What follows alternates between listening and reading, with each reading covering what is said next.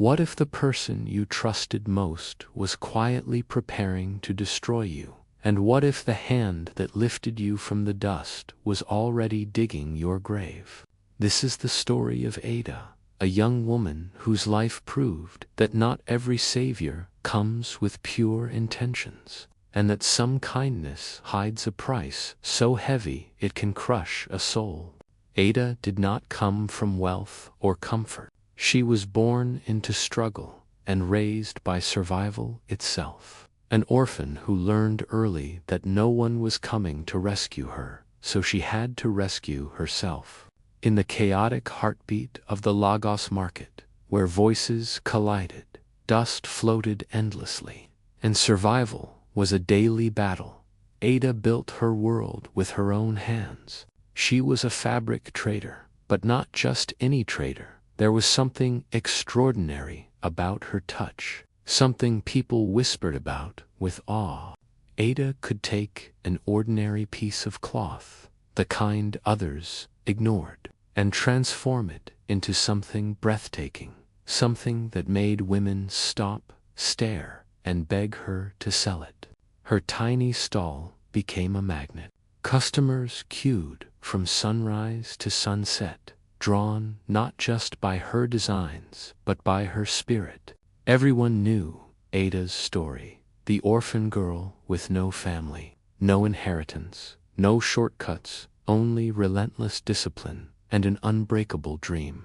For 6 long years, Ada woke before dawn, arriving at the market by 4 a.m., working until her legs trembled and her eyes burned, eating one small meal a day so she could save every possible naira.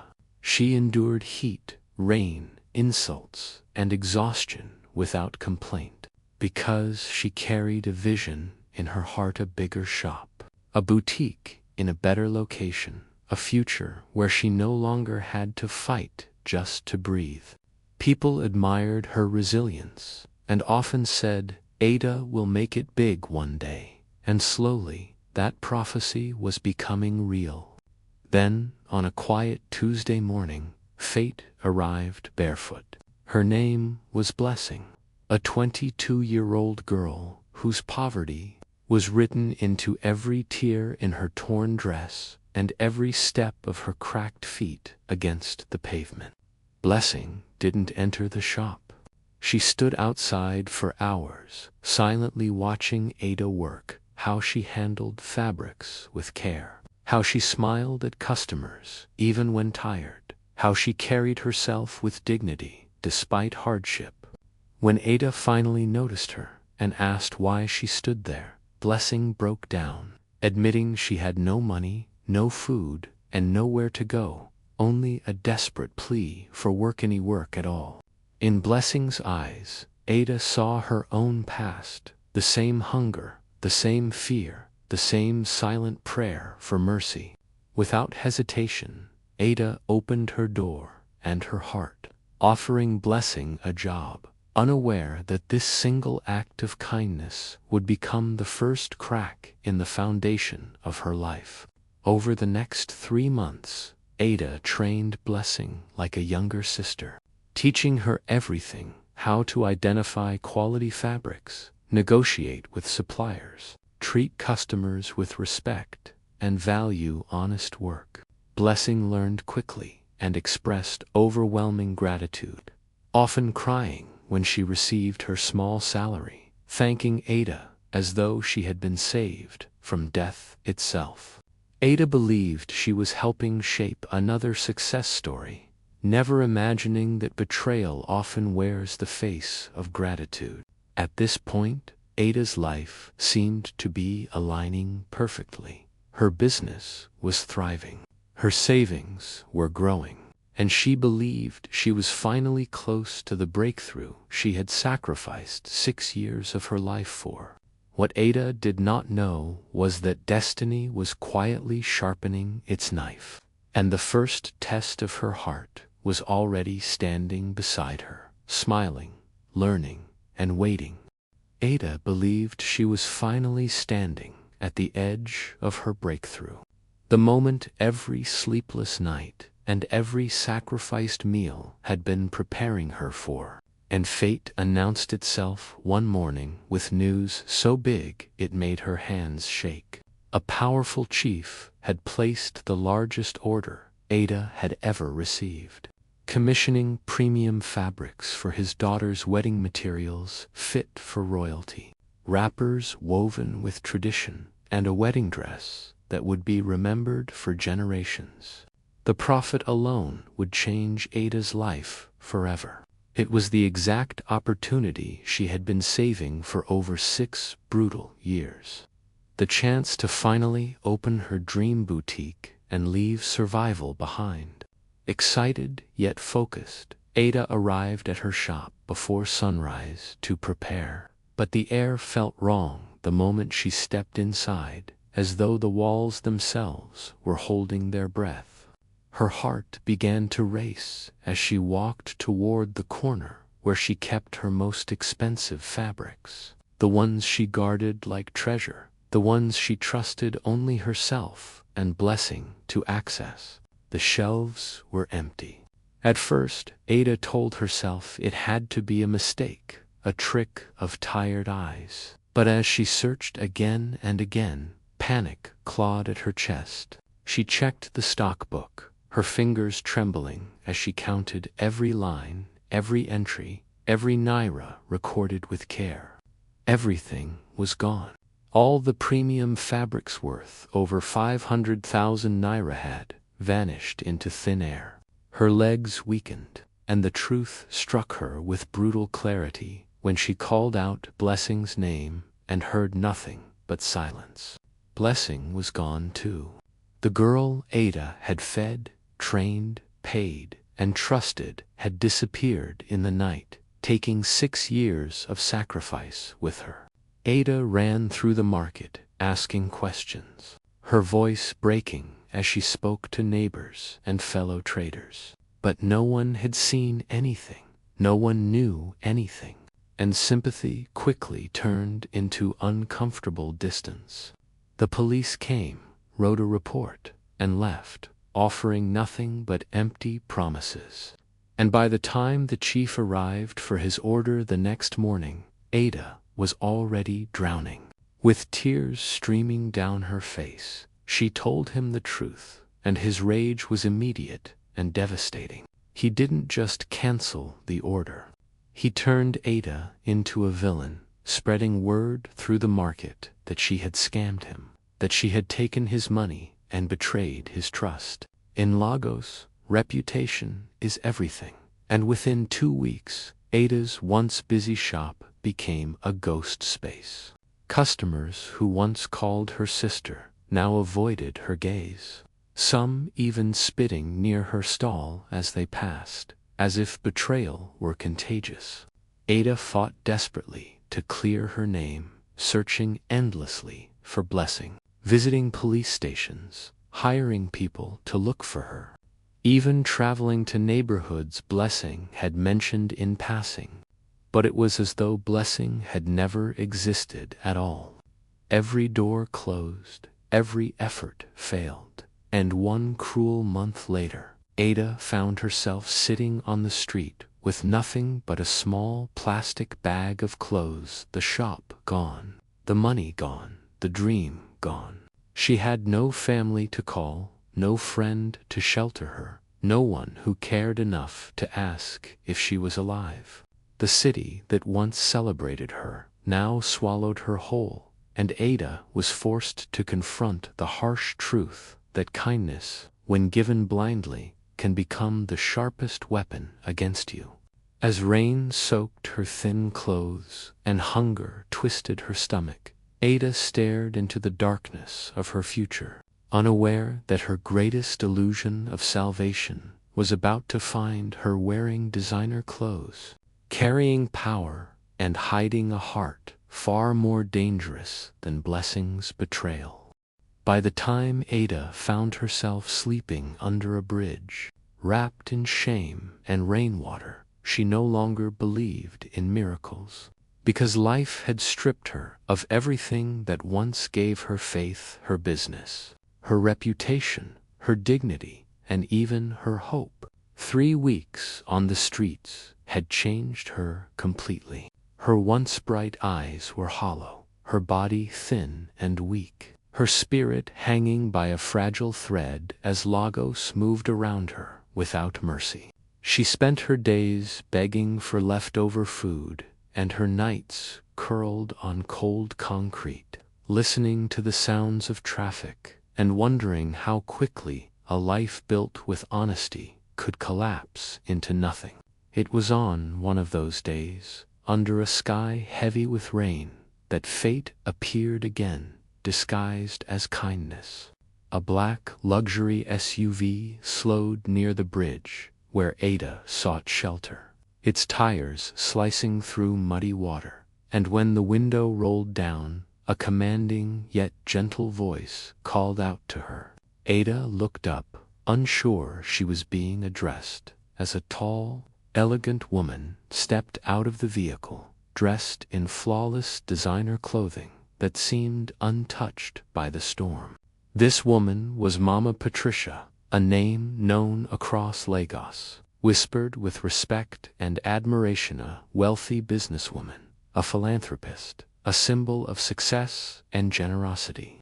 What shocked Ada most wasn't Mama Patricia's wealth or presence, but the way she knelt in the mud beside her, ignoring the rain soaking her expensive clothes, and spoke with a softness that felt unreal.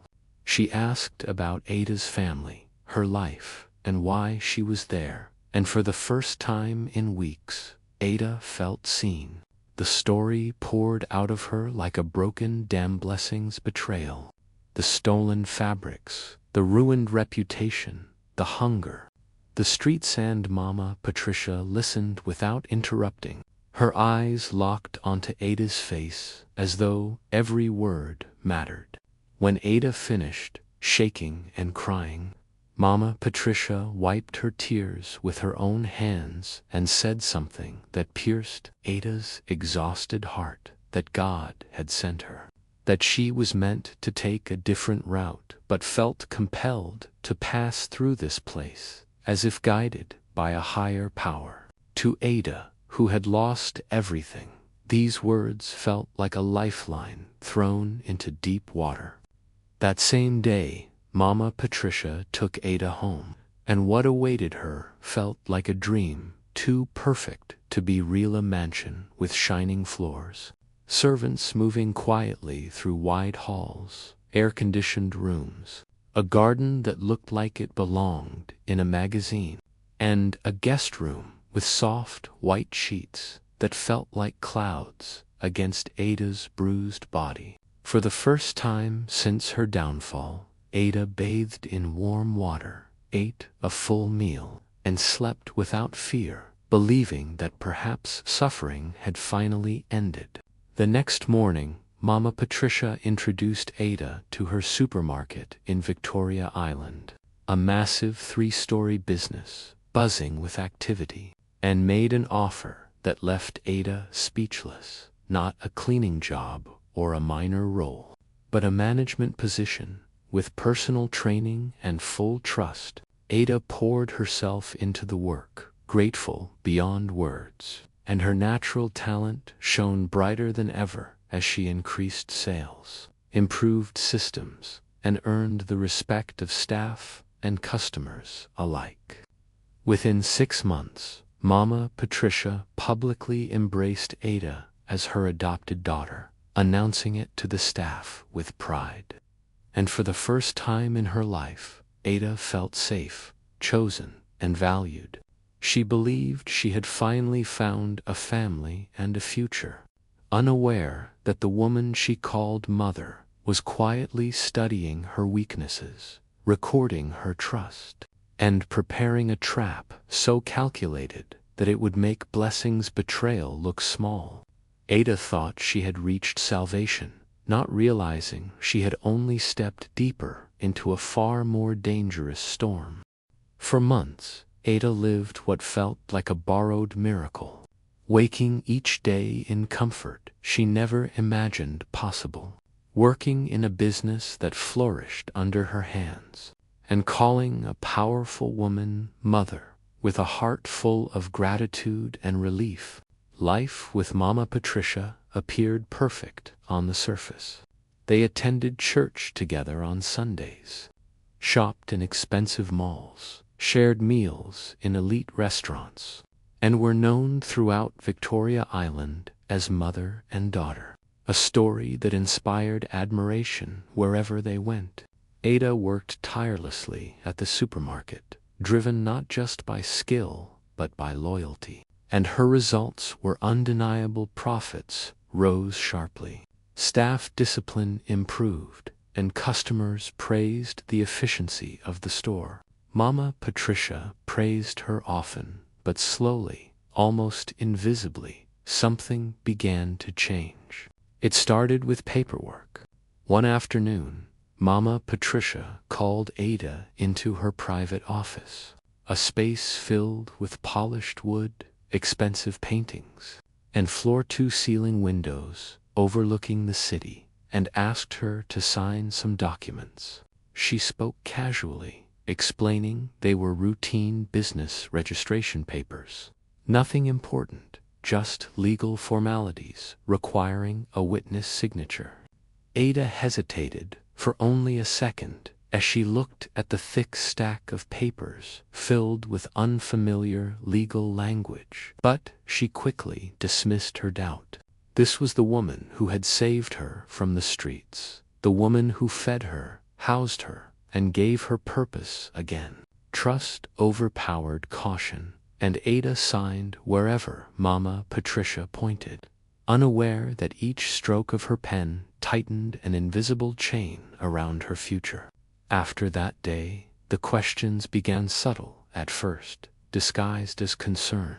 Mama Patricia asked how much money Ada was saving, whether she had opened a bank account, and if anyone from her past had tried to contact her.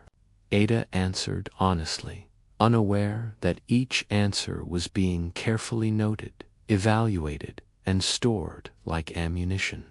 When she admitted she had no family, no friends, and no one looking for her, Mama Patricia smiled in a way Ada interpreted as relief, not realizing it was calculation. For 6 more months, peace continued, and Ada's guard remained down. She believed she was finally living a life rewarded for patience and hard work. Then, on a quiet Thursday afternoon, Mama Patricia summoned her again, but this time the warmth was gone. Her face was cold, her posture stiff, and her voice carried a sharp edge that sent unease crawling up Ada's spine. She asked Ada if she remembered the documents she had signed months earlier. And when Ada nodded, confusion flooding her mind, Mama Patricia delivered the truth with chilling calm. Those were not registration papers, but ownership transfer documents. Every asset of the supermarket, the building, the inventory, the accounts, the equipment had been legally transferred into Ada's name. The room spun as Ada struggled to understand, her heart pounding wildly, until Mama Patricia explained with brutal honesty that she and her husband were under government investigation for money laundering, and they needed a clean name to hide everything under. Ada, with no past, no family, no protection, and no criminal record, had been the perfect choice.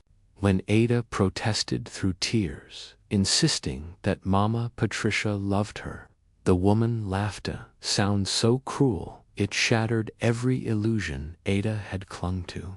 She admitted she never cared about love, only survival, and revealed that Ada was nothing more than a scapegoat, chosen precisely because she was expendable. Mama Patricia ended the conversation by calmly informing Ada that within 2 days, federal agents would arrive to arrest her for crimes she didn't commit, leaving Ada frozen in terror as the woman she trusted most watched her unravel without mercy.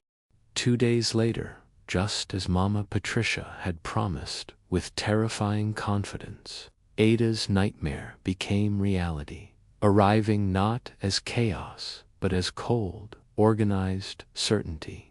The supermarket doors burst open in the middle of a busy afternoon, and federal agents walked in with authority that silenced the entire building.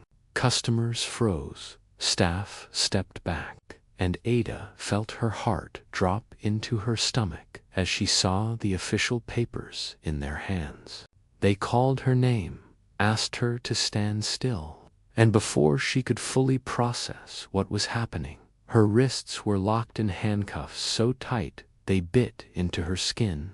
In front of everyone, people who once respected her, staff who called her manager, customers who admired her Eda, was read her rights and marched out like a criminal.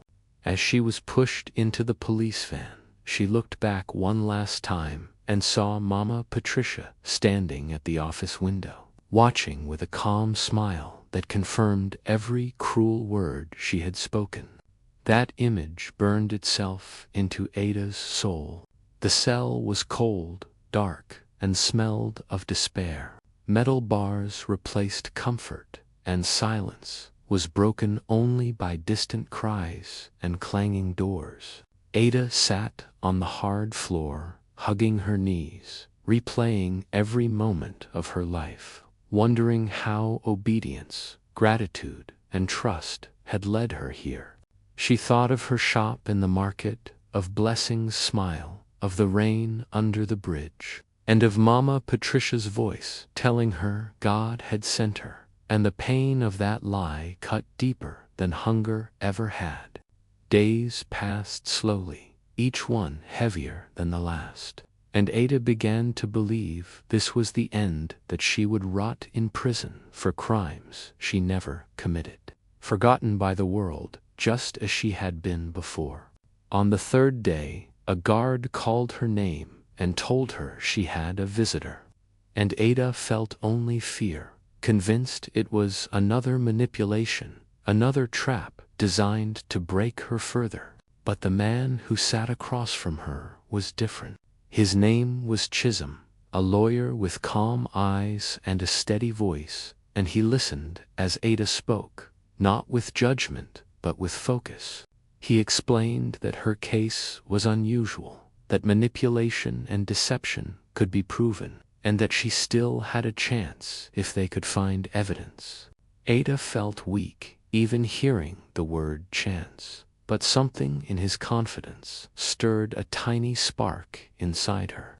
When he asked her to remember the day she signed the documents, Ada closed her eyes and searched her memory, digging through fear and shame until a detail surfaced her recording.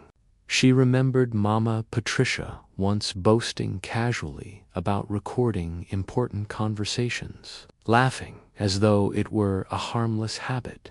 And Ada suddenly realized that the woman who planned her destruction might have unknowingly saved her. When Ada told Chisholm about the recording and where it was kept in a safe inside Mama Patricia's office, his expression changed instantly, shifting from cautious hope to sharp determination. Unknown to Ada, Chisholm and the authorities had already suspected Mama Patricia's crimes. They were watching closely, waiting for proof strong enough to break her empire. Armed with this new information, they moved quickly, securing a warrant and searching the office where everything had begun. Inside the safe, they found the recording, and on it, Mama Patricia's own voice confessed everything: how she transferred assets deliberately, how she selected Ada because she was alone and vulnerable, how she planned to let Ada take the fall while she escaped. The evidence was undeniable. Still, the process was slow, and Ada spent 3 long months behind bars, living in uncertainty. Clinging to the thin thread of hope Chisholm brought with his daily visits and quiet reassurance that truth would prevail. When the day of the verdict finally arrived, Ada stood in court, broken in body, but steady in spirit. And as the judge declared her innocent, acknowledging her as a victim of fraud, the chains around her life finally shattered. But what awaited her beyond freedom was a twist no one could have imagined. Freedom did not arrive quietly for Ada. It crashed into her life with the weight of justice long delayed, rewriting her destiny in a way no one, not even her, could have predicted. When the judge declared her innocent and ordered all charges dropped, Ada felt her knees weaken, as if the past year of pain was finally releasing its grip on her body. And in that moment, she understood that survival itself was a victory. But the shock did not end there, because, as the case concluded, the court delivered a final twist that stunned the entire room. Since all of Mama Patusha's businesses and assets had been legally transferred into Ada's name during the scheme, and since the transfer itself was not illegal but manipulative, the law required that the seized properties be returned to their registered owner. Ada, the very empire meant to destroy her, now belonged to her. Mama Patricia was sentenced to prison, her power stripped away, her name reduced to shame, while Ada walked out free, holding ownership of a massive supermarket she never asked for. Ada did not celebrate with revenge or greed. Instead, she made a decision that revealed how deeply the storms of her life had shaped her character. She sold the supermarket for an enormous sum and divided the money into one half she used to rebuild her own dreams, and the other she gave away to women who, like her, had been betrayed, manipulated, and discarded by the world. Within a year, Ada reopened her fabric business, not as a struggling stall in a noisy market, but as 3 thriving shops in prime locations, each one built with transparency, fairness, and wisdom earned through pain. She hired carefully, trained patiently, and taught her staff not just how to work, but how to protect themselves, how to read contracts, and how to recognize manipulation disguised as kindness. But perhaps the most beautiful transformation in Ada's life was the quiet love that grew during her darkest days. Chisholm, the lawyer who visited her daily in prison when she had nothing to offer but tears and fear, became more than her defender. He became her partner. Their love was not dramatic or rushed. It was built slowly through trust, honesty, and shared belief, until one day, Ada stood before him in a dress she designed herself, crafted from the finest Nigerian fabrics, looking every inch the queen she had always been inside. As Chisholm took her hands, he whispered that he knew from the moment he saw her behind prison glass that her spirit was unbreakable, and that he wanted to spend his life protecting what the world had tried to destroy. Today, Ada runs the Second Chance Foundation, an organization dedicated to empowering vulnerable women with business skills, legal knowledge, and confidence, ensuring they never fall into the same traps she once did. She has helped over 500 women rebuild their lives, not by giving them pity, but by giving them power. Ada's story stands as a reminder that betrayal does not have to end you. Sometimes it sharpens you into something stronger. The enemy is not always the stranger who attacks openly, but the smiling face that offers help while planning your fall. Be kind, but be wise. Read what you sign. Ask questions. Protect your future. Because even when life pushes you into the darkest cell, there is always a door waiting to open. And sometimes the very trap meant to bury you becomes the foundation on which you rise.